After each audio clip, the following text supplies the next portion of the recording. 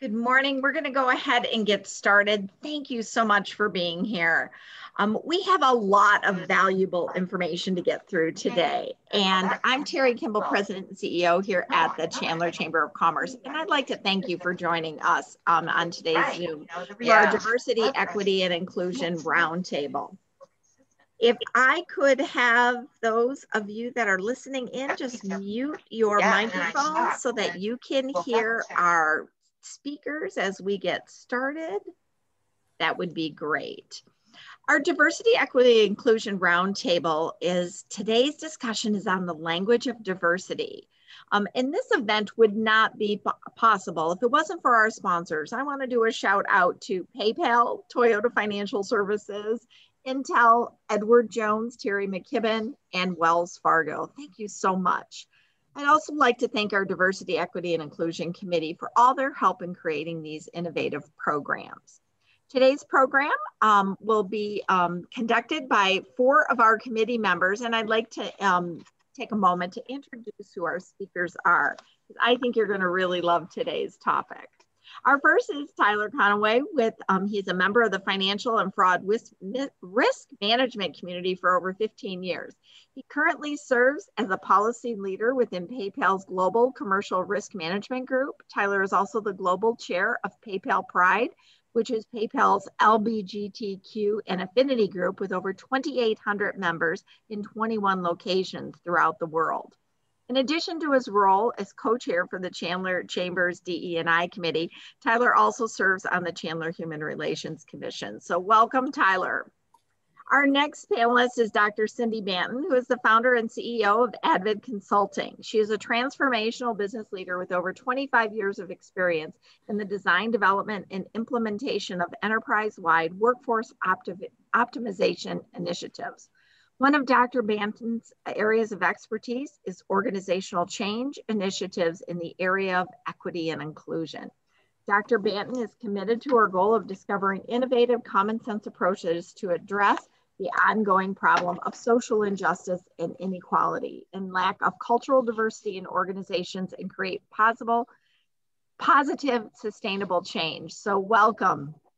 Our next presenter is Alafia. He is currently the Enterprise Business Development Manager for North America and Australia for PayPal. His teams are responsible for nurturing the relationship between PayPal and some of the largest companies in the world.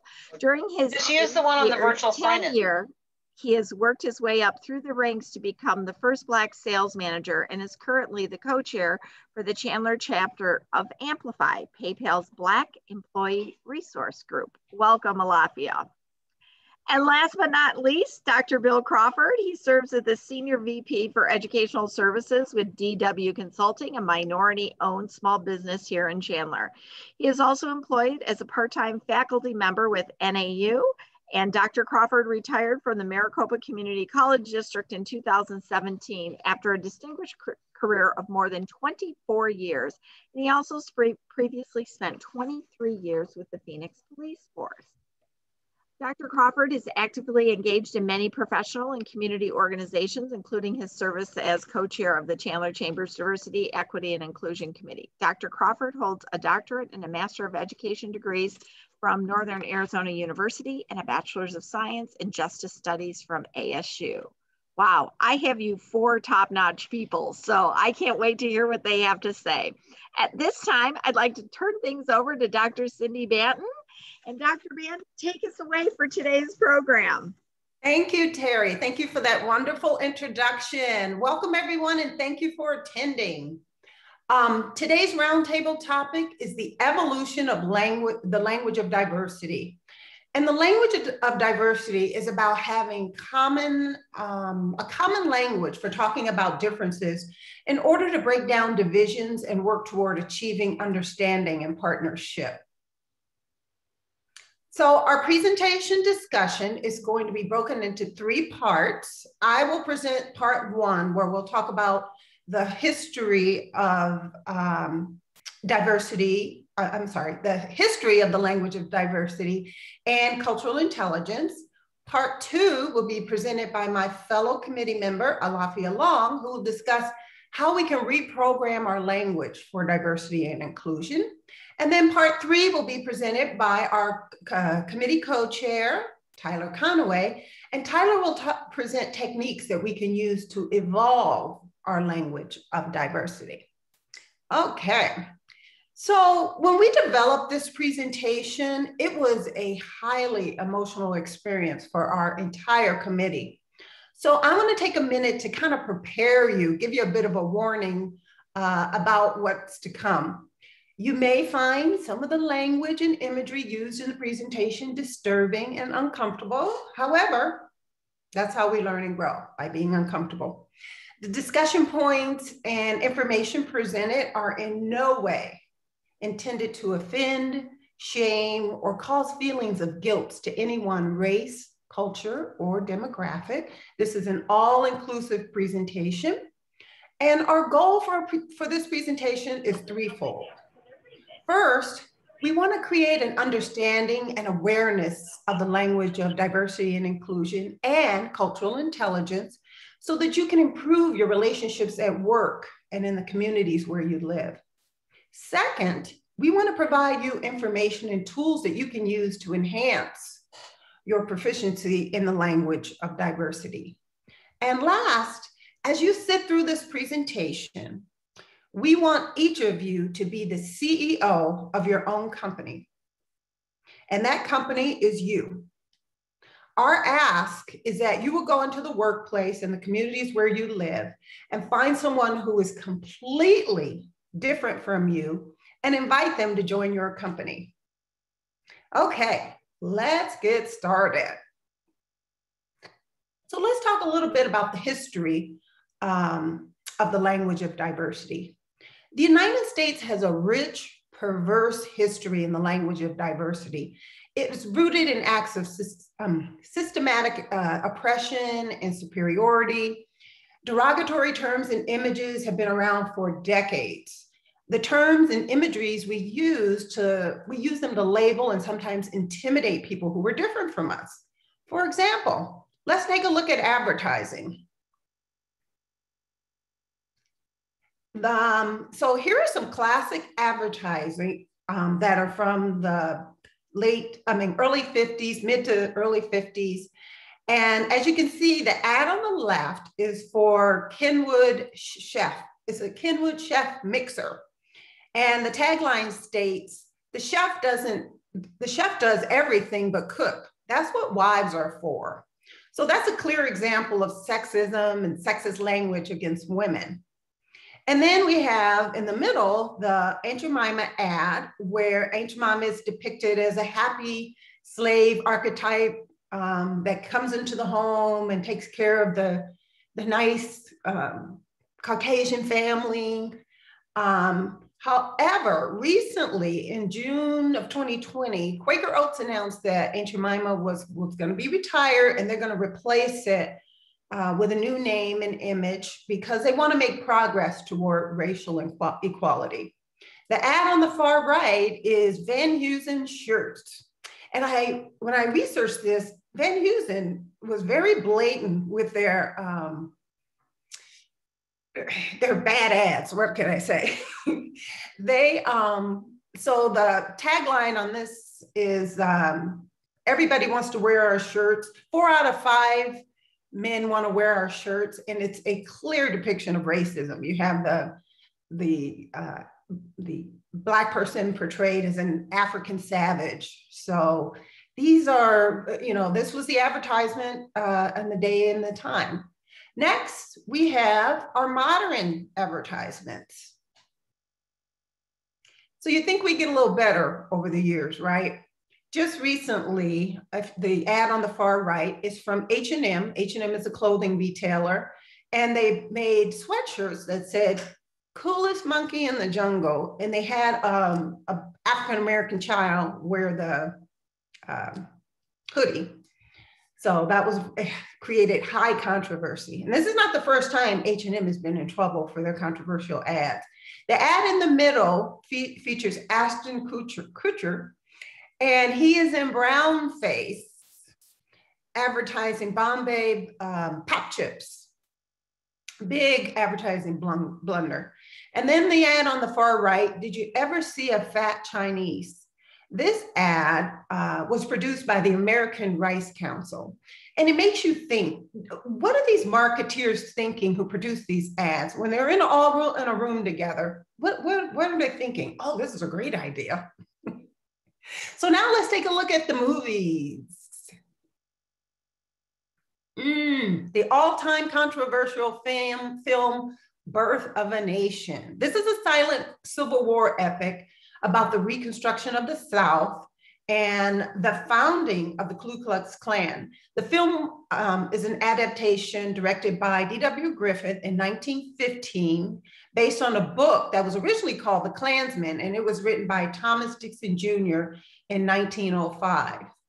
Back in the day, President Woodrow Wilson loved the film so much, he held a special screening of it at the White House.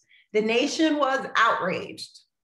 Although the movie remains highly controversial to this day, it has served some good purpose. It's used as a historical teaching tool, and it's studied prominently in film schools as a deeply flawed cinematic landmark. It's a good movie to watch, actually, just so you can get a feel of how deep and this derogatory language and images goes. The next one is Woody Harrelson. It's White Man Can't Jump, starring Woody Harrelson and Wesley Snipes. And this was a movie about basketball. And Woody Harrelson wants to come join this group of street hoopers, guys that play street basketball. And they were like, get out of here. You can't play. You can't hang with us. We're the best. You know, white man can't jump. So there's some stereotyping and a little racism going on there. And then on the far right, there was a movie called White Chicks, and it starred Marlon and Damon Wayans, the Wayans brothers. They're comedians and actors. And they went in whiteface as undercover FBI agents to solve a crime. Okay, now let's look at the internet. Here we have the ever popular memes. These are some of the, well, when I was looking at these, I was like, oh my God, these are so mean. So these are some of the things that we see on the internet. I'll just let you all look at those. They're self-explanatory there. And then let's look at words. Last but not least, words. And this is a word montage of our derogatory language. And I'll let you sit with this display for a second so you can experience the emotional impact of these words.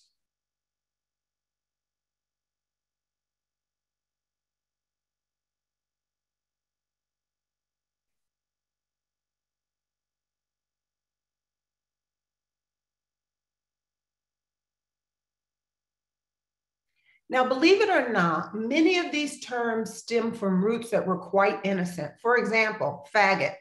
In the early 13th century, in Latin, Old French, Italian, and Middle English, the word meant bundle of sticks, twigs, or wood. It later evolved to mean woman, and then sadly, it later degraded to describe a gay man. Now let's look at the power of language.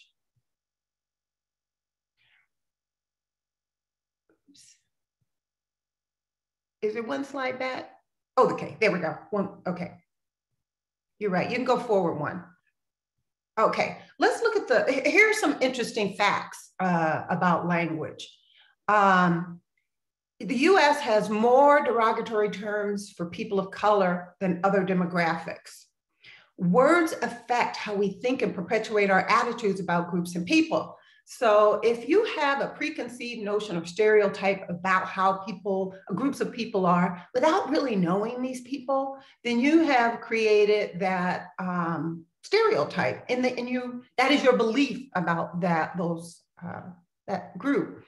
And also symbolism plays a huge role in imagery, and has played a big role in the symbolism of derogatory language. If you look at the two pictures that we have here on the right, the top picture is the picture of a lynching. It was a newspaper ad for a town in Mississippi where they had lynched a Black man. And the white people stood around, took the picture. And the symbolism here was, if you come to our town and you don't do what we think you should do, then we're going to hang you. And the interesting thing about this photo is it contains children, and the children are smiling in the picture. So that's a very powerful image and very powerful symbolic imagery. The picture on the bottom there is Emmett Till and his mom. And Emmett Till was a young man who lived in Chicago. His family lived in Mississippi, and he would go on summer vacations to Mississippi to visit his family. And he went and he was hanging out with his cousins, and they went to the store to buy some candy. And allegedly, Emmett whistled at a white woman who was entering or exiting in the store. The word got around town about this. A group of white men got together, came to his grandfather's home, took him from his bed, took him somewhere to some barn or some distant area, and did horrendous things to him, and eventually murdered him and threw him, weighed him down with car tires and wheels and things, and put him in the river. He was later found.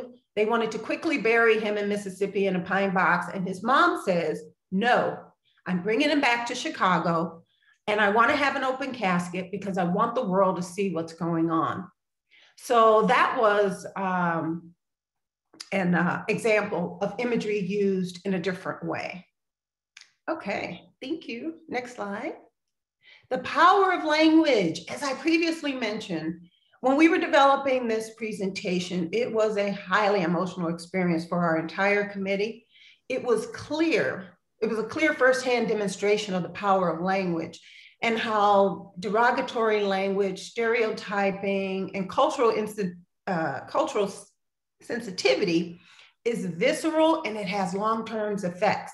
It goes way beyond sticks and stones may break my bones, but words will never hurt me. So let's look at some testimonies. So to provide us more firsthand insight into the power of language and its lasting effects on us, I'd like to introduce Dr. William Crawford and Tyler Conaway. Dr. Crawford will share his experience as a child visiting his family in East Texas for summer vacations. And we'll hear from Tyler, and Tyler will talk about his experience as a gay teen in high school. Dr. Crawford. Good morning, and thank you so much, Dr. Manton. I really appreciate the great job you've done on sharing the history of this language of diversity. So I'm going to remind everyone of just a couple of bullet points that you've already shared with them. Derogatory terms are used as a tool to oppress groups of people and create a sense of superiority among other groups. And then the other bullet point that you shared with them this morning is symbolism plays a pervasive role in the language of diversity. So imagine, if you will, with me, I'd like for you to visualize this, that you're a 13, 14-year-old African-American child, and your family goes to East Texas every summer for a couple of weeks of vacation. And the family members have a farm in East Texas. And one of the things that they did is on Saturdays, people would go to town. And there may be someone on the Zoom meeting this morning that even remembers Woolworths. It used to be a very famous store in Texas, as well as across the country. So this young man, who was about, as I said, about 13, 14 years of age, went to town on a Saturday with his cousin. He was thirsty. He wanted something to drink. And so there's a drinking fountain in front, or inside of, rather, Woolworths. So he went into Woolworths to get a drink of water with his cousin. And he approached this water fountain, and his cousin grabs him by the arm and says, "You can't drink there."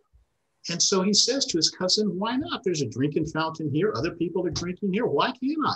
He says, "Well, let me take you to where you can get a drink of water." So he took him outside of the Woolworths, around to the backside of Woolworths, in an alley to an outside spigot that was filthy. And above the spigot was a sign that read, "Colored drinking fountain. And as you have surmised by now, that young man was me. And over 50 years have passed. Over 50 years have passed. And I can still visually see those words on the sign above the drinking fountain and the impact that had on me as an African-American child and what it said to me, the symbolism that it projected to me. Thank you. Very powerful. Thank you, Dr. Crawford. For my experience, I wanted to talk about growing up and dealing with derogatory language for LGBTQ plus people. My background, I come from Iowa originally and grew up in a Midwestern community. Didn't have an extremely large high school, maybe a total of 800 people.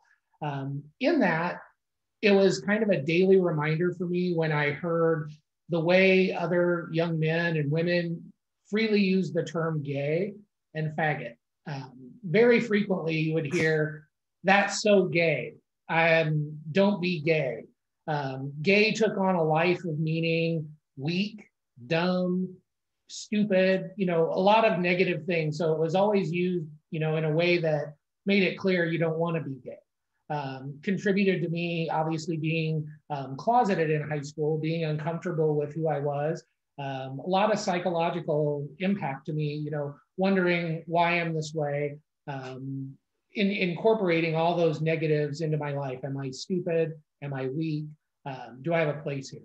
And to hear the word faggot, it was always in the, plural. Don't be a fag. Those guys are fags. Again, kind of implying they're weak, they're something not to be respected or trusted, and you don't want to be that person. That's something that's still carried with me to date. Hearing even words that describe me in a way that isn't mean-hearted. When I hear gay being spoken, you can't help but have your ear focus in and wonder about the context and wonder what you're about to hear.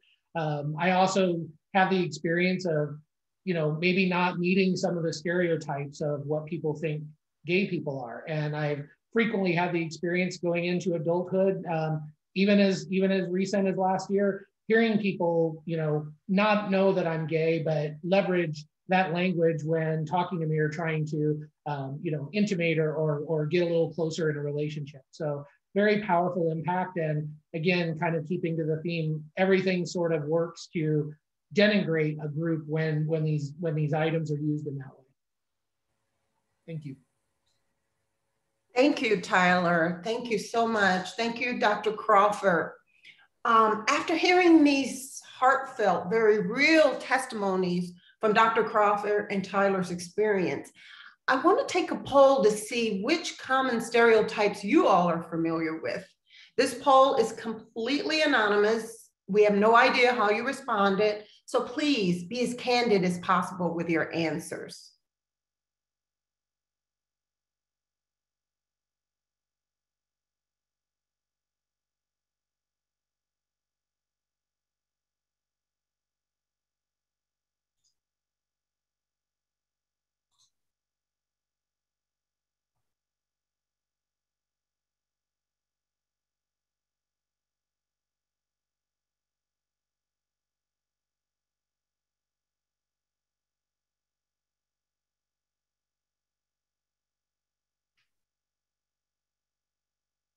Once we have the majority of your answers, we'll share the results with you all to see.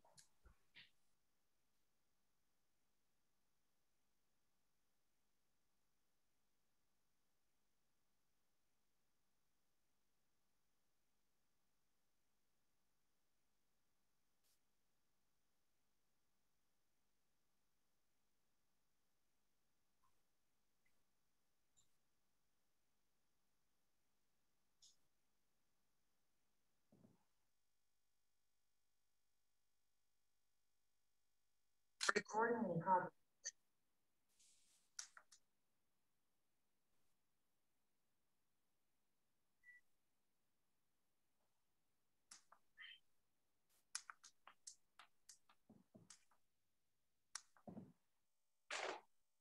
Okay, and there we are. Here are the results.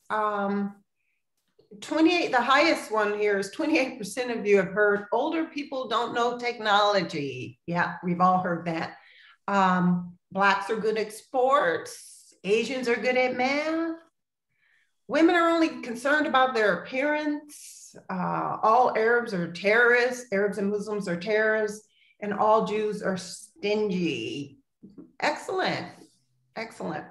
When we had this poll in previous presentations, it was all over the place, but you guys are very kind with your responses. Appreciate that. Okay, thank you. So now we're going to take a look at cultural intelligence. Cultural intelligence has been around since 2002, and the concept was originally developed by culture researchers Christopher Early and Soon Ang, with more recent work done by David Livermore. Cultural intelligence has made a strong resurgence and is a major component of many EDI initiatives. I'll define the concept and explain the link between cultural intelligence and the language of diversity in the coming slides. The concept of cultural intelligence is really in-depth. We can spend an entire presentation on the topic. However, I'm just going to give you a high-level overview. So cultural intelligence is defined as the ability to recognize and adapt to cultural differences. The goal of cultural intelligence is to be in tune to the values, beliefs, and attitudes and body language, really important, body language of people from different cultures. Cultural intelligence is a competency-based skill, just like anything else. There are assessments available that were created by Ang, Anne Van Dyne, and David Livermore. However, the scholars are still in debate about the effectiveness of these assessments and if cultural intelligence can really be measured. So the link between cultural intelligence and the language of diversity is communication. Communication is one of the 4 main capabilities of cultural intelligence, and I'll cover that in the next slide. So we have 4 capabilities of cultural intelligence. These are the 4 capabilities that we can actually measure. We have drive, knowledge, strategy, and action. And within those pillars, if you will, we have subcategories. So we look at intrinsic interest, which is, do you derive pleasure from culturally diverse experiences? Eccentric, I'm struggling with this word, you know what I mean, interest, gaining benefits from culturally diverse experiences.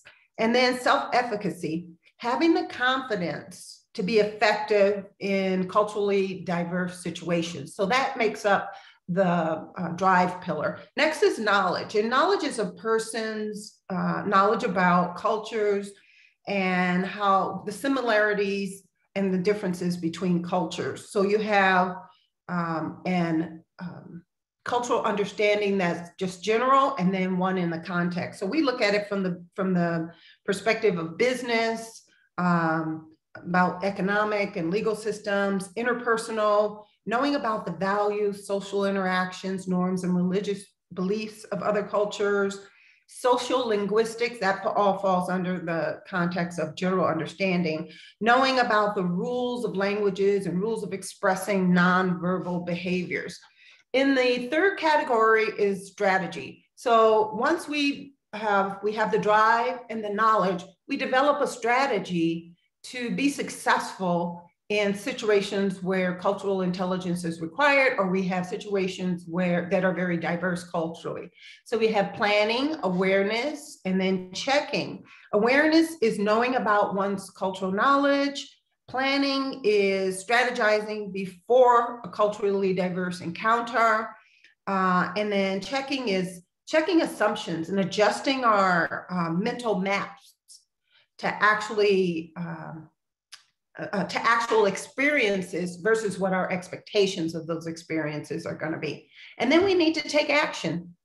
And action involves speech, words and phrases we use when communicating with people of other cultures. Verbal, modifying our verbal behaviors. An example of that is you might be around a person, maybe English is not their first language, and they have a heavy accent when they speak. We have a tendency to make adjustments in our communication, our verbal communications, by speaking louder. Or I've seen instances where people have actually picked up the other person's language. They start speaking, trying to pick up the dialect of the person. So we have to be careful with those things. And then we have nonverbal.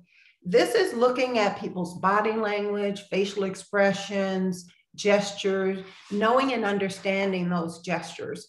And I'll tell you a quick story. When I worked in, I was in software sales for a very long time. And one of my clients was American Express, and American Express has their IT, a large part of their IT division was in India. And I was meeting with one of the VP of the Indian operation. We were talking about a new product we were bringing on board and how we were going to integrate it into the systems. And as we were speaking, he was nodding his head and he was saying, And so I was thrilled. I went back to my boss and I'm like, oh, he loved it. And he thinks this is great. He was really buying into it. My boss, who's also Indian, he said, that doesn't mean he bought into what you said. His gestures and his verbal communication was, I understand what you're saying. So I was totally off base with my cultural awareness and cultural intelligence in that instance. Okay, so let's look at the benefits that organizations with high intelligence can gain. Organizations can gain benefits from high intelligence. So companies, if they want to expand their reach, their products and services, and increase profitability and gain more diverse and inclusive, gain a more diverse and inclusive client base, they have to have high cultural intelligence. An example of this is NASCAR. Their customer demographic is predominantly white Southern males. They are now taking a very bold move to expand their customer base to be more diverse and inclusive. And they are doing this at great risk. They could lose a huge, huge part of their traditional customer base by integrating, their events. So let's look at what cultural intelligence is and what it is not. So cultural intelligence is having the openness and drive and motivation to learn about other cultures. It's being attuned to the value and beliefs and attitudes of people of other cultures. It is having a plan to respond to cultural differences when you're in cultural situations. And this could mean within your own organization or traveling globally. Cultural intelligence still applies. It is not emotional intelligence. It is not cultural assimilation, where everybody's required to assimilate to the dominant culture in the organization. And it is not cultural appropriation. And then that means acting like the other culture, or taking things from the other culture on yourself to try to relate better with that culture. And I have a really cute example next. Okay. So let's look at what happens in the absence of cultural intelligence. We know the benefits organizations gain from having high cultural intelligence. Let's see what happens in the extreme absence of cultural intelligence. This is a short video clip of one of my favorite shows on NBC. It's called Superstore. And in this video clip, the team is having a discussion about, it's a diversity and inclusion town hall meeting. And in that meeting, it goes terribly wrong. So let's see what happens.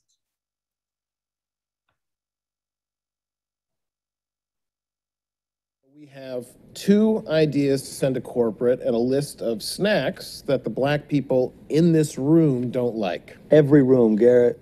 Okay, does anybody have anything actually useful? I think it might be helpful Oh, sorry, Nia, did you want to say something? No. Are you sure? Because I don't want to make this about me if you've got something. I don't want to make it about you either, but I don't have anything. Okay. Okay, so look, I think it's great that we're trying to fight these racist policies, but I also think that we should be pitching actively anti-racist policies as well. Yeah, like asking corporate to sell more products from Black-owned businesses. I was just gonna say that. Cool, let's all give credit to Jonah for Janet's idea. No, that's going on the list, Janet. I think a lot of us want to help, but we just have blind spots when it comes to this stuff. I mean, when I was growing up, we were told the goal was to not see race. Okay, see, I don't know who started telling white people that. I'm assuming it was other white people, but you shouldn't ignore race. You should be aware of how being black affects our daily lives. Wait, you're black? I thought you were Dominican. What? No. You're not even a little Dominican, like Puerto Rican? That's not how it works. But Garrett's right. We're dealing with microaggressions all the time. Yeah, like certain employees always asking to touch my hair. I'm not naming names, but if I were, they'd be Isaac. I'm sorry, your hair looks fun. Dude. Really? Okay, fine, Janet, your hair doesn't look fun. Is that better? It looks like a bad time. No. How about Justine trying to sound blacker when she talks to black people? Oh, that's how you gonna do me? I've experienced a ton of anti-Asian racism since Corona started. Yeah, customers have said some really terrible stuff to us. I've been getting that too, and I'm Hawaiian. Well, you look Asian to white people, so don't go thinking you're cleaner than us. Yeah, we're the cleanest people here. I'm sick of everybody acting like all black people have it worse than white people. Like, look at Will Smith. His life is way better than mine, and our debut albums came out the same year. Isaac, I guarantee, all things being equal, racism is harder for black people than it is for you. Go on, tell them about how your life is harder because you're black. Wait till you hear this. I think it's going to be pretty bad. Oh, really? Okay, so a couple weeks ago, I bought a Nintendo Switch. A white dude follows me through the parking lot and goes, "You got a receipt for that?" Ugh, white dudes. So this is the kind of stuff we're working to address with this list.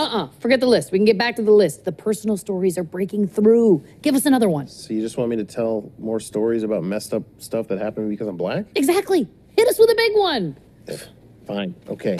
Racist story time. Gather around, everybody. Oh, whoa, no. Don't actually scoot in.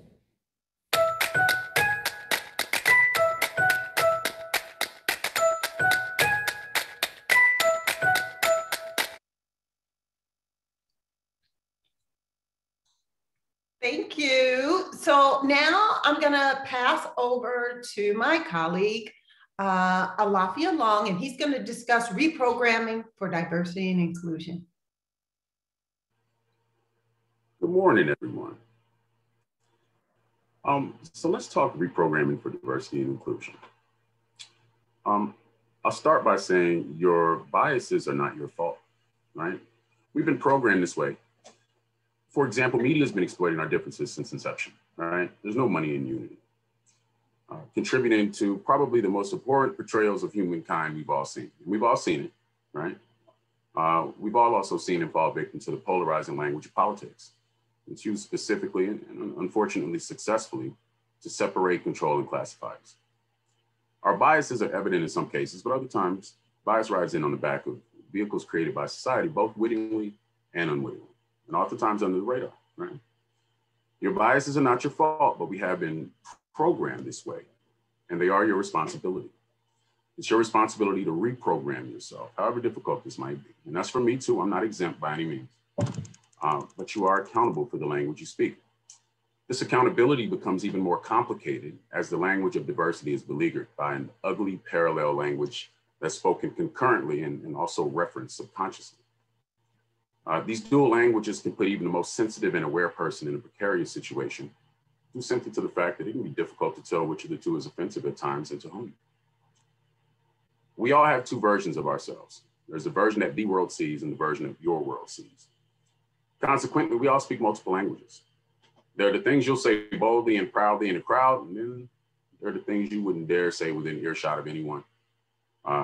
Things you say to those you feel like are like-minded, and things you'll say because you feel like it might appeal to the room or circumstance. A wise person once told me two people can't talk at the same time unless they're singing a song. And I would apply that to these two languages we all speak. The key is creating a single language of kindness and diversity, devoid of influence in reference to the questionable elements like stereotypes, harmful slang, slurs of any kind, polarizing speech, and doublespeak, and to use this harmonious language as your primary means of communicating with the world. So reprogramming ourselves, let's start with word association, right? It's one of the oldest forms of programming, and some of us might not realize it, but the malicious programming of our society begins at the earliest of ages. That picture of the children together was a representation of how we're hardwired, right? To love and respect and enjoy one another. Somewhere around the time we get our first box of crayons, we begin to learn colors, it all goes wrong. We learn that black and white are opposites, which isn't really a lie, right? Not by any means, on the color spectrum. However, when we dig deeper into the definitions of each word, it begins to get a little bit hairy. So let's look at the definition of white. Just read through that for me for a second. Now, I get it, the exercise has been done many times over, but it's important to call out what's hiding in plain sight sometimes. The ideas, principles, and imagery associated with white could only spell terrible things for its opposite. As far back as any of us can remember, we've associated these terms with people who are much more than just a color. We have to realize that these are nothing more than poorly assigned labels, no less. And much in the same way, you wouldn't accept these incorrect labels. Next slide, Carly. I'm sorry, next slide, Carly. All right, so the same way you wouldn't accept these labels, you have to reprogram yourself not to accept or reduce your neighbor, to an incorrect label, no matter how widely accepted. Let's take a look at the definition of black, right? If you read through those for me, you'll understand pretty quickly what I mean, all right? I read the words used to define black, and I'm immediately terrified, or at best apprehensive of whatever it may describe, and I haven't even met them yet, right? Yes, even Black people have been programmed to feel this way about Black, and it's evident in some of the things we see going on today. We must reprogram ourselves for diversity and inclusion. And it's no easy task, right? As you can see, we're working against years of programming, and at the subconscious level, no less. Now, that's one obvious example, but let's step into one that might not be so obvious to some. Next slide, Carly. Next slide. There we go. Now, let's read through the definition of straight. Give me a second to glance over that. And think about this. Sometimes it's not what we say, right? But rather what the antithesis of those terms infer. When I read through the definition of straight at first glance, I'm thinking, what's the problem, right? But when you use straight in context as the opposite of gay, we have a problem. The insinuation is that gay would be not honest or wrong or not law-abiding, etc., right? And while we don't fall in line with the horrible lot who tends to voice those opinions out loud, we are all subjected to the subconscious programming of these de facto definitions and inappropriate labeling. I challenge everyone to break free and reprogram yourself for diversity and inclusion. Next slide, Carly. There we go. Let's touch on stereotypes. I know Dr. Manton touched on it just a bit, and I'm going to approach it from a slightly different angle. I'll even make fun of myself a little bit here, right? So when we think in terms of stereotypes, essentially what we're doing is we are making assumptions, right? Next slide.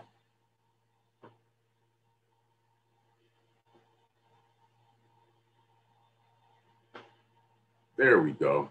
So let's talk about myself, right? Alafia, the well-spoken Black guy, right? The assumption might be based on stereotypes. I play basketball well, right? I listen to hip hop music. I can dance well. I might talk a little bit of slang, ebonics here and there, right? Drive a Cadillac, love soul food, right? We're all familiar with a lot of these stereotypes, right? Well, in looking at and examining these stereotypes, next slide, please. What if I told you you were absolutely correct, right?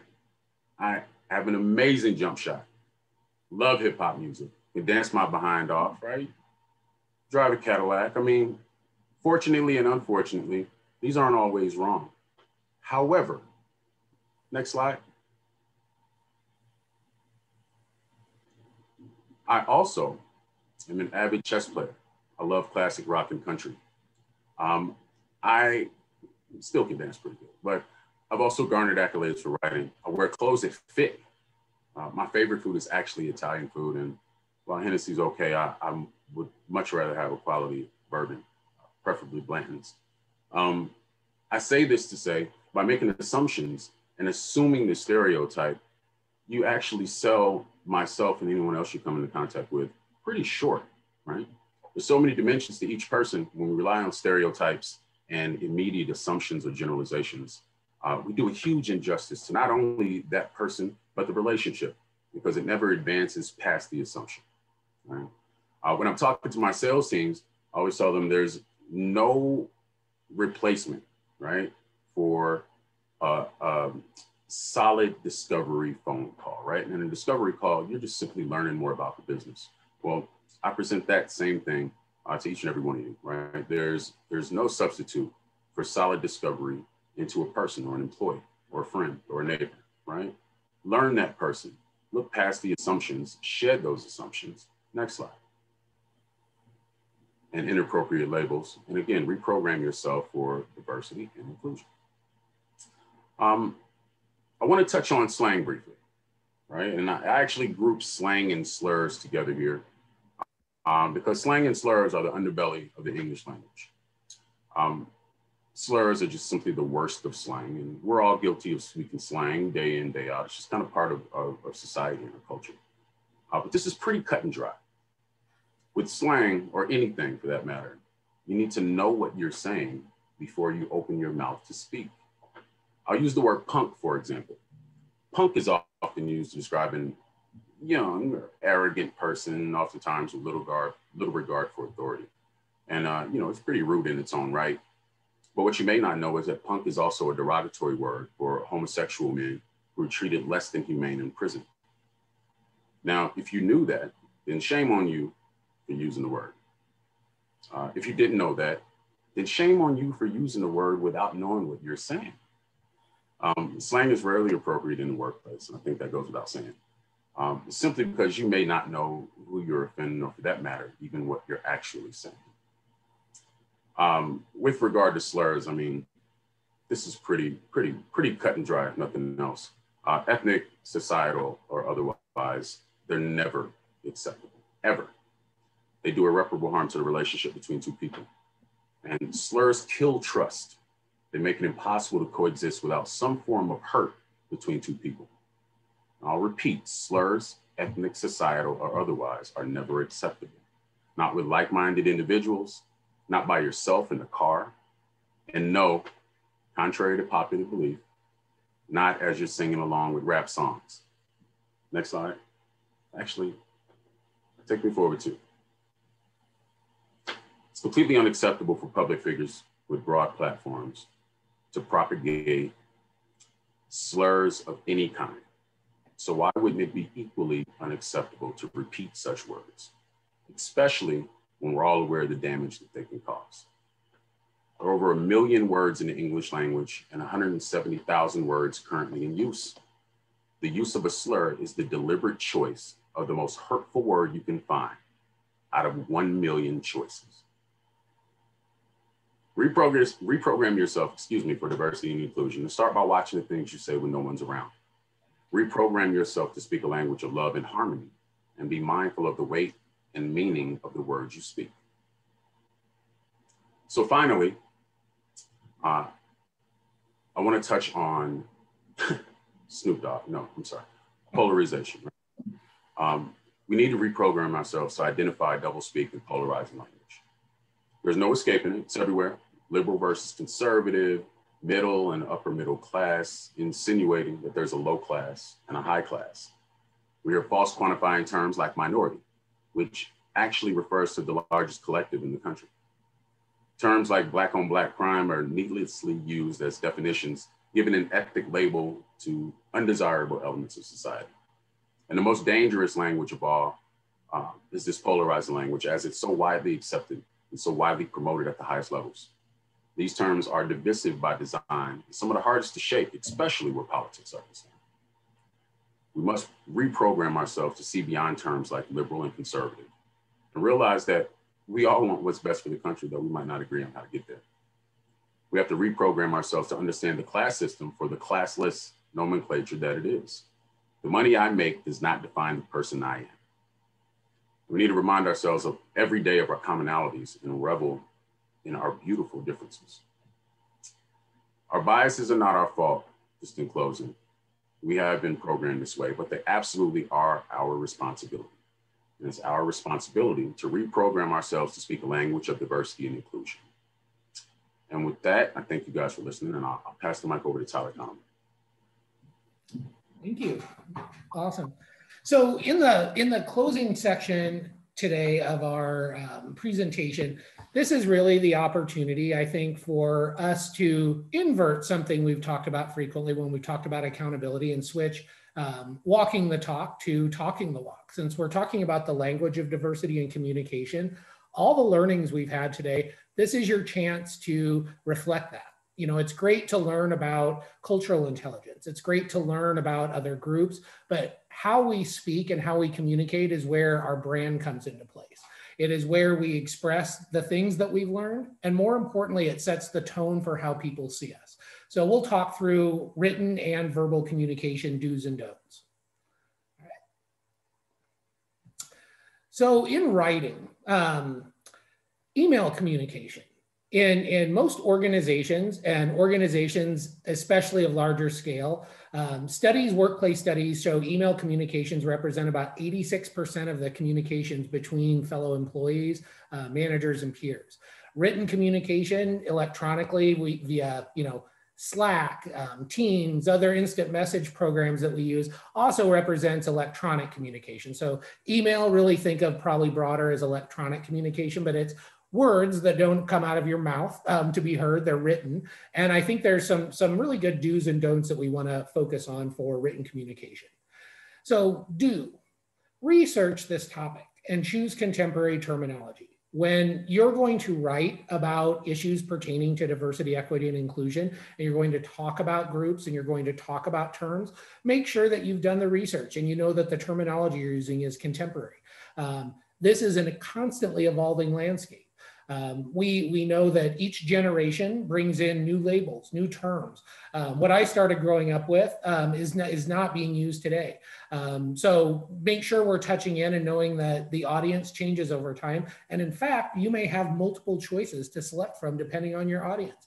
It's very important to understand where your employees and peers are at who are a member of that group. So another do is check in. We had a great story from one of our committee members, Crystal Blackwell, about an intentional conversation that someone had with her where they just broached the subject. And I think this is a great best practice of, I want to write something about this. I want to express myself, but I want to make sure that I'm doing so in a manner that is accurate and inoffensive. It's okay to have conversations. And likewise, when you're a member of a group, be open to giving that feedback. Open yourself to being a partner in helping someone craft their communication.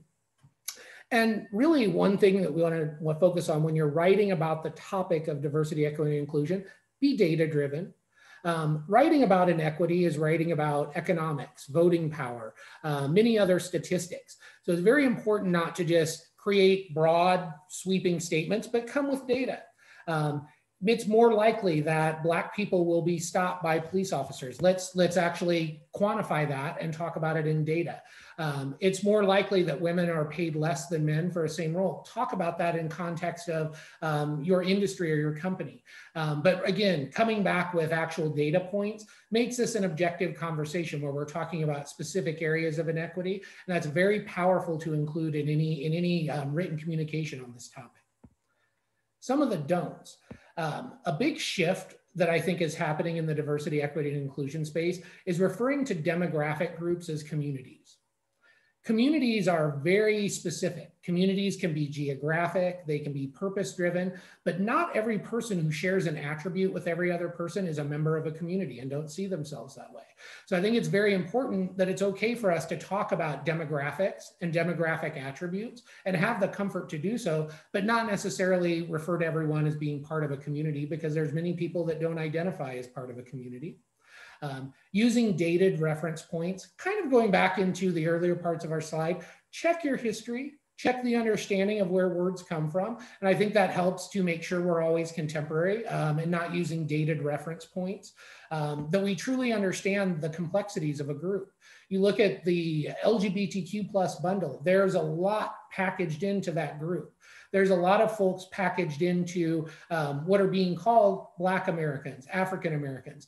I think the use of the term Black came in to replace African American for many people because they didn't necessarily relate to an African heritage. They related more to skin tone and their treatment therein. So very important too to understand, you know, when you're talking about a group, you might be talking about a group with a lot of bundles and layers. So be specific when you're talking and avoid marginalizing and broad stroke statements. We've talked about this in Alafi's presentation, but really thinking about the connotation of certain words.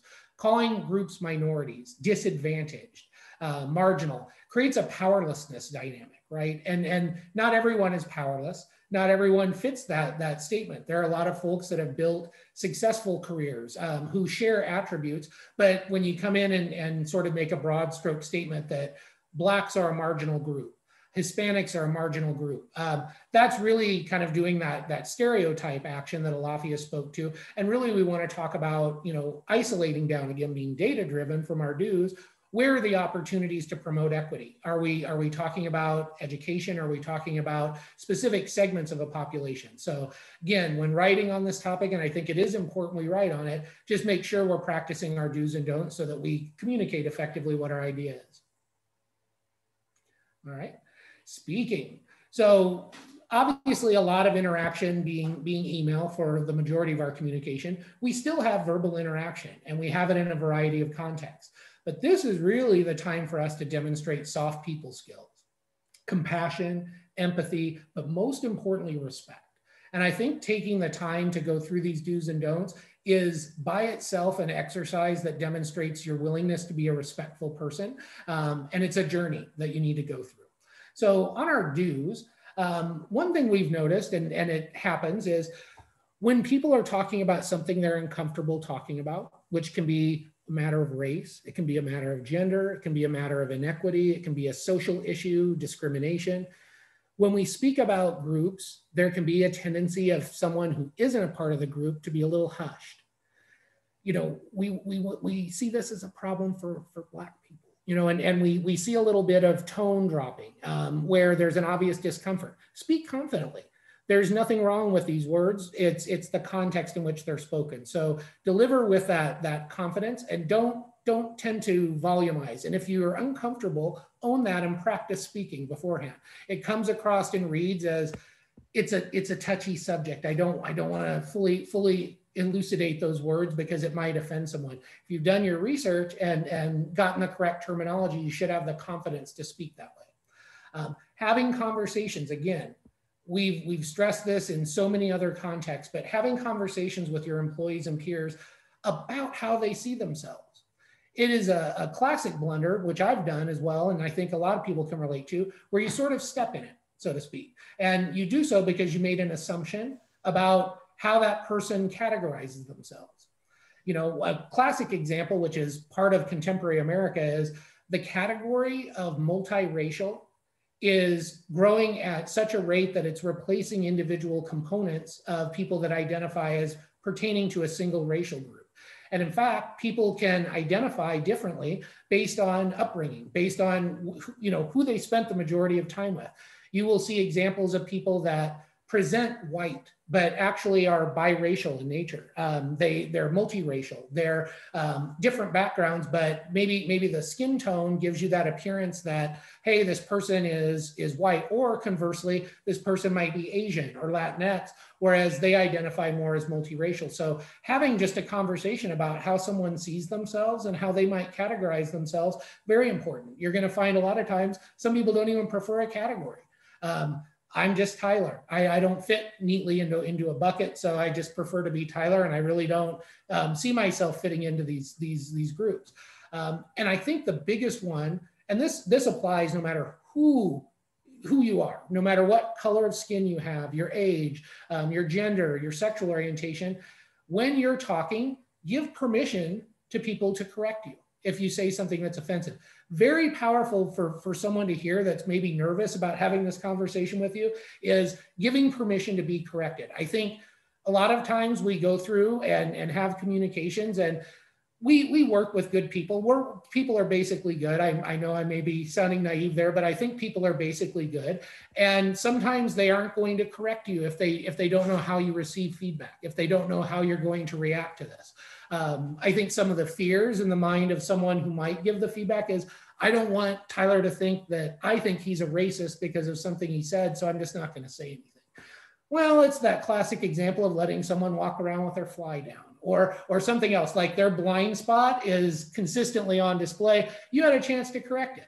I'll correct people in a minute, and I hope that everyone takes that opportunity to say, I'm not offended. I welcome it. Feedback is a gift. Let me know how I'm doing. And that's such an important and powerful tool. And likewise, be receptive when you're the person that might have heard something that's offensive about your group to deliver feedback in a compassionate, empathetic way. I don't think you intended for this to be offensive, but here's some context around the history of that word that you used. Or when you did this, I see that you're trying to, ingratiate yourself, to be closer with me, but in fact, it reads a little like you're appropriating. Maybe you see me this way. Let's have an opportunity to course correct. So again, this is all part of that core skill we've been stressing of getting to know individuals, getting to know your peer, getting to know your leader, getting to know your employees. Critical business skill that plays out here is that you're gonna be armed for success. On the don't side, assume all your employees prefer the same description of their race, gender, etc. So again, stressing, having conversations, don't come in and label people. Have the conversation first, and you avoid this don't. Use slang, covered very well by Alafia, but really we straddle a fine line in management, especially where we want to be relatable. We want to express to our employees, because it drives engagement, that we're not hoity-toity. We're not, so high above that we don't speak the same language. There's a fine line between using, we'll say language that isn't very prim and proper and always professional, and devolving into slang. And so watching yourself and making sure you straddle that line, it's not as easy a task as it thinks, but really keeping yourself in that mindset of, hey, slurs, slang, I'm running a pretty high risk. How can I be relatable without dropping down to that level? So kind of having your floor bucket being like set pretty well, and you'll stay above that line. But again, fine line to straddle, because we want to be relatable and we want to talk realistically and authentically. But if your authentic self brings a lot of slang and terminology, maybe do a little bit of checking, and maybe make sure to refine that as best you can, because as we saw, a lot of negative stuff gets imported there. And then appropriate expressions from other groups. So I think this has got a lot bundled in it, and I wanted to take a moment to talk about that. So cultural appropriation and just appropriation in general. Dr. Manton touched on this, but I think when you talk through this, most of the cases where this comes up really relates to that idea of manager relatability, peer relatability. I'm going to talk like I think you talk. I'm going to use words maybe that I've heard you use, or I think you're using. And what happens is it's inauthentic, and it reads as inauthentic. We come forward with ways of talking, and what you really express to that other person is how you see their culture, their demographic status, as defining their personality. It's more a reflection of your own bias than it is an act of bias. It's more you expressing, again, from a brand perspective, this is how I see you. Some examples, you're incorporating slang that you've heard celebrities use. A lot of the cultural appropriation happens because we watch things that are in entertainment, and we say, there's a Black entertainer talking this way. I'm going to talk to Dr. Manton that way, because she'll relate to me a little better. Probably not a good idea. As we saw, these are shows designed to make us laugh. A lot of times, as Alafia pointed out, can be very profitable for these companies to get division and clash. We see that a lot in media and social media, where we're promoting conflict. Again, hearing and seeing how people talk in their best and worst isn't necessarily the right conversation for you to have in that moment. The examples are replete. Sometimes we've heard people try to use foreign language, bits of foreign language in speech. You know, greeting a Latinx employee with hola. Okay, well, do you even know that they speak Spanish or prefer to speak Spanish? You know, we all know hello, but why did you use hola in the context of someone who's Latinx versus, you know, you said hi to the white employee, you said hi to your Black employee, but you said hola to this employee. Or even emulating accents or speaking about, you know, in depth, like, hey, I really had a great Mexican meal last night. Okay, well, maybe that's something you would share normally, but when you share it with someone who's a member of that demographic or group, what you can be expressing again is just like, I'm trying to be relatable to you, but in a way that reflects, this is my bias and this is what I see in you. All right. That is that. Thank you.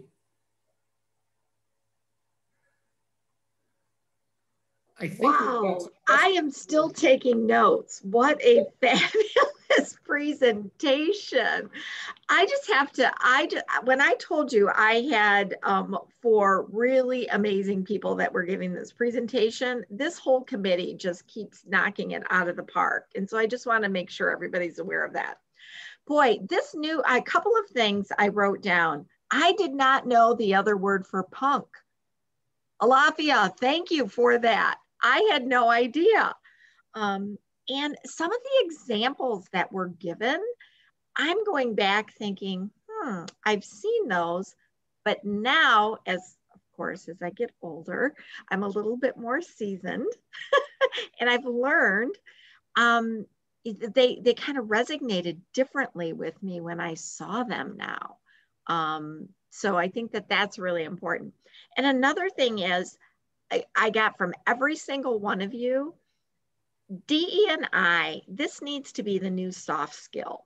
As we are talking about customer service and all of those things, DE&I needs to be included as that new soft skill and that tolerance component. So I love that. All right, let's take some questions. I know that we had a question earlier today. Are there examples of corporations partnering with school districts or to support early childhood education, specifically in the DE&I? Yeah, I can tackle a little bit for PayPal, but I know this is a broader initiative by a lot of companies. So you'll see a lot of workshops and a lot of things that are focused on skills. Part of that skill training, though, seems to be focused on technical functional things, where I think the intent is to create equity by creating partnerships where we can start career pathing early. Our own Workforce Education and Development Committee also works diligently on this. What I think would be helpful, and again, we know that our education system, especially our Chandler Unified Educational System, places a lot of emphasis here. I think this committee and the chamber in general are very open to helping with this. So if there are educators and there are a need, please approach us. But you find a lot of willingness to participate in education all over the place in the corporate space. This would be just another topic. But right now I see it more helping with workforce development and helping people see examples of themselves in successful corporate careers. So that's a very helpful lesson for kids to learn in terms of, I have an opportunity in coding, in sales, in risk management, in so on and so forth. And I see myself in Tyler, I see myself in Alafia, I see myself in Carly.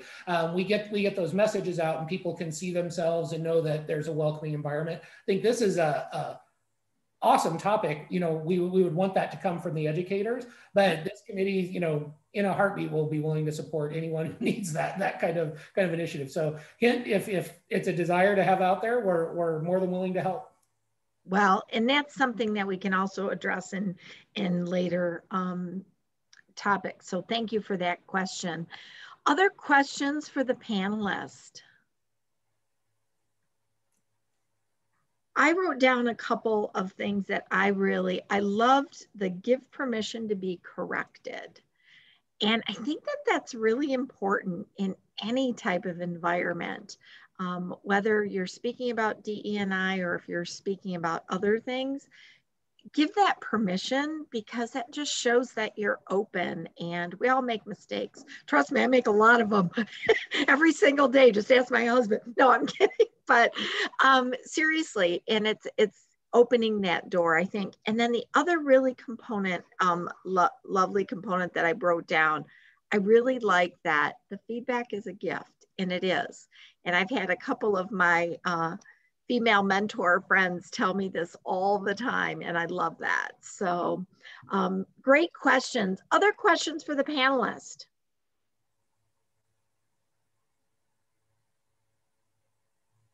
I have a comment. I think as we go through this, I want to emphasize what you said about don't be afraid to speak. Don't be afraid that somebody's going to label you a racist because you said the wrong thing. Even when we developed this presentation, I was kind of nervous about the language I was using. I felt very conscious of everything that was coming out of my mouth, and it was overwhelming. I'm like, can I say this? And I talked to Tyler, or I talked to Dr. Crawford, or I said, Alafi, is this the right word to use? You know, but don't be afraid. We're going to make mistakes. We're going to be corrected. I don't think we have to go around just consciously being overwhelmed by language. It is just awareness. That's the whole point of this. Just be aware. Yes. So one of the things that I know that everybody knows the story that I grew up in Detroit. And at the time I didn't realize it, but everybody, my nickname to my friends was Casper. I just thought it was because I was friendly. It wasn't until I was in college and much older that, So just wanted to put a little humor into this, but you're right. Don't be afraid to talk about these things. And we are going to make mistakes. I chime on too. Like, I think in a dark way, we explored this. There's no partisan element to this discussion. As you saw from Dr. Benton's slide, there are just as many derogatory terms directed at Caucasian people as there are people of color. And when you break it down, you know, here's some of the dynamics we saw, I think, especially in 2020. I wanted to bring up, we were put into an environment where online social media, you know, commentary was directing a lot of the conversation and a lot of the conversation on important issues. And what you saw was this awakening of, you know, one term that came up was Karen and Becky. You know, I think that creates this dynamic that, hey, if you're a white woman and receive substandard service, do you say something? Or do you risk that label? This is some of the angst and fear that's out there. I think just being conscious of, no matter, again, who you are, those charged terms and calling someone that name or any name brings with it that kind of like fear factor, that intent. So whether we saw it that way or not, there was just this intentional use of this label. And a lot of the examples were really bad behavior. I mean, let's face it, a lot of the things we witnessed in videos, they were not great behavior, but there's sort of an implied statement that don't complain, don't raise your voice, you risk a label. And conversely, you know, you risk the same thing where we saw Black people speaking up about social justice issues, getting labeled, you know, you're a terrorist, you're an Antifa, you're part of, you know, and literally attributing like social movement status to people that may have just said something like, I experienced racism at the grocery store, and it converts into a lot of stuff. So I think just really as we reopen, I think one of the things that I hope people take from this is we lived in a very bad period in quarantine where we were just being exposed to what I saw as a lot of online bullying, a lot of online slur use, a lot of online. Take this moment as we get our vaccines, as we reopen, to make that human connection again, because I see that as the antithesis of all slurs, all slang, is just getting to know the human beings out there. That human connection is so critically important. So, all right. Well, again, I want to just thank my amazing DE&I team. You guys continue to knock it out of the park with these programs, and I just want to thank you. I also want to thank our sponsors, PayPal, Toyota Financial Services, Intel, Edward Jones, Terri McKibbin, and Wells Fargo. I want to thank those companies for stepping out of the box and really engaging and supporting these conversations. Next month, I'm really excited. We will be hosting a special panel discussion to celebrate Asian American and Pacific Islander Heritage Month in May. This event will be held on May 25th, and we'd love to have you join us. So make sure that you go online and register for that. You thought this panel was great. I can't wait to see next month. So thank you again. And I know, Carly, we will have this recording up on our YouTube channel so that you can share that out with your friends, because this is invaluable information that we can grow. And remember, give permission to be corrected. So thank you, everybody, for joining us, and we will see you next month. Bye-bye. Thank you.